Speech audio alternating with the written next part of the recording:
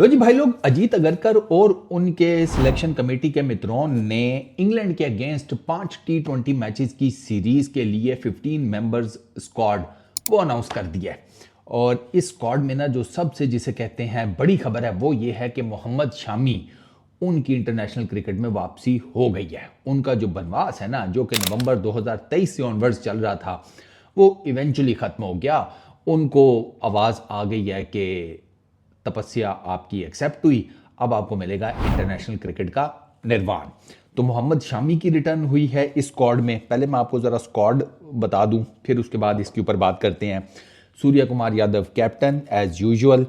अच्छा, उसके बाद वाइस कैप्टन अक्षर पटेल। नाइस। अच्छा, बल्कि मैं ना आपको वो दूसरे एंगल से बताता हूँ, बैटर्स और इस तरह वाइज। बैटर्स में जनाब सूर्य कुमार यादव, तिलक वर्मा, रिंकू सिंह। अब आते हैं विकेट कीपर्स पे, संजू सैमसन, ध्रुव जुरैल। फिर आते हैं ऑलराउंडर्स पे, हार्दिक पांड्या, अक्षर पटेल जो कि वाइस कैप्टन भी हैं। अच्छा, अभिषेक शर्मा, नितेश कुमार रेड्डी, वॉशिंगटन सुंदर। अच्छा, मोहम्मद शामी, अर्शदीप सिंह, हर्षित राणा, रवि बिश्नोई, वरुण चक्रवर्ती। ये सर 15 मेंबर स्क्वाड है इंडिया का। इसमें कुछ चेंजेस की गई हैं। रेड्डी का नाम आपके जहन में इमीडिएट आएगा। रेड्डी का डेफिनेटली बनता भी था बिकॉज ऑफ दैट 100। हालांकि उसकी T20 में कोई बहुत एक्स्ट्रॉर्डिनरी अभी उस तरह की परफॉर्मेंस नहीं है। एक ही मैच में वो जिसे कहते हैं उसने धमा चौकड़ी मचाई अगेंस्ट बांग्लादेश, बट वो जो MCG की सेंचुरी है ना, उसने रेड्डी भाई का जो जिसे कहते हैं ना CV, वो ज़रा तगड़ा कर दिया है। अच्छा, इसमें जनाब ODI सीरीज़ जो 3 मैचेस की होनी है उसके लिए स्क्वाड अनाउंस नहीं है। ये सिर्फ और सिर्फ अभी T20 का स्क्वाड है। ODI का जो स्क्वाड अनाउंस होगा वो टेक्निकली आप ये समझें कि वो ऑलमोस्ट वही स्क्वाड होगा कि जो इंडिया को रिप्रेजेंट करेगा चैंपियंस ट्रॉफी के अंदर। इसलिए उसके ऊपर अभी ज़रा बड़ा सोच समझ के जिसे कहते हैं काम किया जा रहा है। जसप्रीत बुमराह नहीं है इस स्क्वाड में, ऑब्वियस सी बात है। जस्सी का प्रॉब्लम यह है कि जस्सी का सर जो बैक है ना इंजरी, उसके ऊपर अभी वर्कआउट हो रहा है। वो उसकी इंजरी की नोयत क्या है, वो जस्सी को कितना अरसा गेम से बाहर रखेगी, ऑल दैट थिंग्स वो सॉर्ट आउट की जा रही हैं। और अभी तक वो जिसे कहते हैं ना नेचर ऑफ इंजरी वो नहीं बताई गई। वो ऑन पेपर किसी को नहीं पता, वो उसके बारे में अंदाजे ही हैं। तो उसके बारे में अंदाज़ा जो है, उसको जो सबसे तगड़ा नाम दिया गया है वो बैक स्पैज़म का है। अब बैक स्पैज़म भाई साहब ये पूरी की पूरी पीछे बैक होती है, ये पीछे सारी बैक ही है। अब इसमें कहाँ पर क्या है जो कि स्पैज़म क्रिएट कर रहा है, द टेक्निकलिटीज, उस तरफ टोटल खामोशी है। तो अब लेट्स होप। अच्छा, रेयान पराग वो नहीं है इस जिसे कहते हैं पार्ट इस स्क्वाड का, वो भी शोल्डर इंजरी है, वो उससे रिकवर कर रहा है। तो ये दो जो मेजर नाम हैं जो वो नहीं आपको नज़र आ रहे। अच्छा, फिर कम्स ऋषभ पंत। ऋषभ पंत का भी नाम नहीं है, हालांकि ऋषभ पंत वर्ल्ड T20 में प्राइमरी विकेट कीपर बैट्समैन था इंडिया का। तो ऐसा हो नहीं सकता कि T20 की कोई सीरीज़ हो और उसमें ऋषभ पंत ना हो, लेकिन ऋषभ पंत नहीं है, ठीक है। और ऋषभ पंत ने उसके बाद आपको याद होगा कि 2 T20s भी खेले थे श्रीलंका में जुलाई, ठीक है, ये 2024 में। तो वो इस स्क्वाड का पार्ट नहीं है। ऋषभ पंत को, यशस्वी जायसवाल को, ठीक है, इन दोनों को रेस्ट दिया गया है क्योंकि ये ऑलरेडी अभी 5 टेस्ट मैचेस की सीरीज़ खेल कर आए हैं बॉर्डर गवास्कर ट्रॉफी में। जायसवाल का तो फिर उस ट्रॉफी में कुछ ना कुछ आसरा हो गया। ऋषभ पंत का तो उस ट्रॉफी में बिल्कुल कोई आसरा नहीं हुआ, ना रन्स निकले, ना जिस तरीके की batting performances Indian fans expect कर रहे थे वो ऋषभ डिलीवर कर सके। और एक दो मिस्टेक्स भी हो गई विकेट कीपिंग में। तो ऋषभ पंत को ना इन 5 टेस्ट मैचेस के बाद रेस्ट दिया गया है। संजू सैमसन और ध्रुव, ये 2 विकेट कीपर बैट्समैन होंगे फॉर टीम इंडिया, और इसमें आपको पता है कि संजू ही खेलेगा, ठीक है ना। पंडित जी का एमी फेवरेट नहीं है, देयर इज़ अ रीज़न। अच्छा, वो 15 मेंबर स्क्वाड जो कि साउथ अफ्रीका में खेल कर आया था, 3-1 से साउथ अफ्रीका को मार के आया था, उस स्क्वाड में से रमनदीप सिंह, जितेश शर्मा, आवेश खान, यश दयाल और विजय कुमार बेशक, इनको ड्रॉप किया गया है, ठीक है ना। ये जो 5 नाम हैं इनको ड्रॉप करके इनकी जगह के ऊपर आए हैं जनाब नितेश कुमार रेड्डी, हर्षित राणा, ध्रुव जुरैल, वॉशिंगटन सुंदर। और इनका जो आना है ना बेसिकली इस टीम में वो इसी वजह से है कि ये शायद आपको साउथ अफ्रीका में भी यही नाम नज़र आते, रेड्डी, राणा, जुरेल और सुंदर, बट ये देवर बिजी इन ऑस्ट्रेलिया।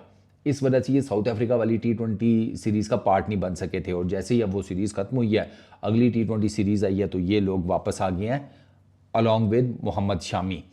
अच्छा, जहाँ तक बात रह गई शामी भाई की, शामी भाई ने ना जनाब ये अपना यार सैयद मुश्ताक अली ट्रॉफ़ी, इसमें उन्होंने बंगाल की तरफ से सारे 9 के 9 मैचेस खेले हैं, 11 विकेट्स लिए हैं, इकॉनमी रेट उनका रहा है 7.85 का, ठीक है।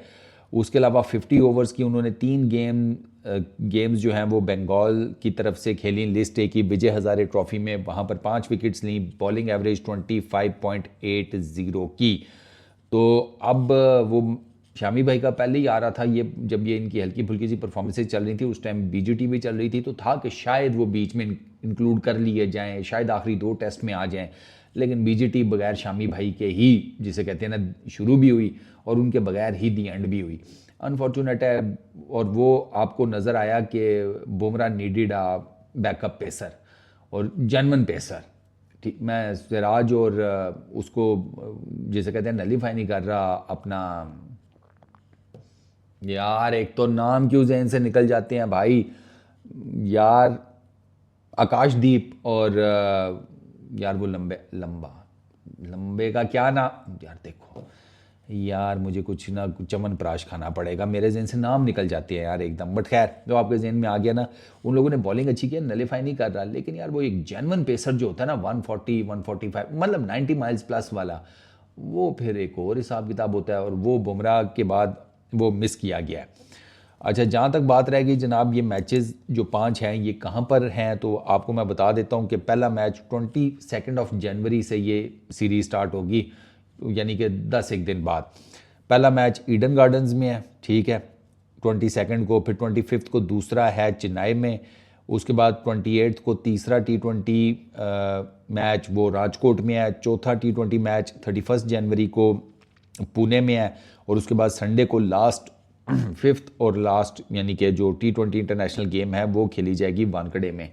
तो ये 5 मैचेस की सीरीज़, उसका स्केड्यूल, टीम इंडिया की जो अनाउंसमेंट हुई है वो, तो मेरे सामने वही चाकू छुरियाँ ही हैं, कोई चाकू ज़रा बड़े साइज़ का है, कोई छुरी ज़रा थोड़ा सा ज़रा रिलेटिवली नहीं है, लेकिन कोई बात नहीं, ये with the passage of time ये लड़के भी एक्सपीरियंस हासिल करके वो जिसे कहते हैं टॉप नॉच प्लेयर्स बन ही जाएंगे। ये जितने अभी जो इस स्क्वाड का पार्ट हैं उन्होंने भी तो जिसे कहते हैं एक पूरी स्ट्रगल की हुई है ना।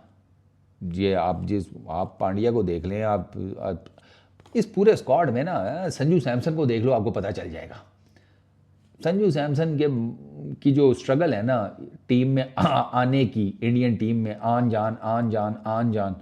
संजू सैमसन का तो वो वाला हाल था जैसे वो छोटे बच्चे की ड्यूटी लगी होती है ना, घर पे आए नहीं तो दही की दुकान के ऊपर है। संजू सैमसन का भी वही था, यहाँ डोमेस्टिक क्रिकेट खेल रहा है, यहाँ इंटरनेशनल क्रिकेट में है, लेकिन इंटरनेशनल क्रिकेट में जितना आपको दही लेते हुए टाइम लगता ना, उतनी इस बेचारे को इंटरनेशनल क्रिकेट में टाइम लगता था। आया, कुछ सही परफॉर्मेंस नहीं हुई, चल बाहर हो गया, लंबा चांस नहीं मिलता था।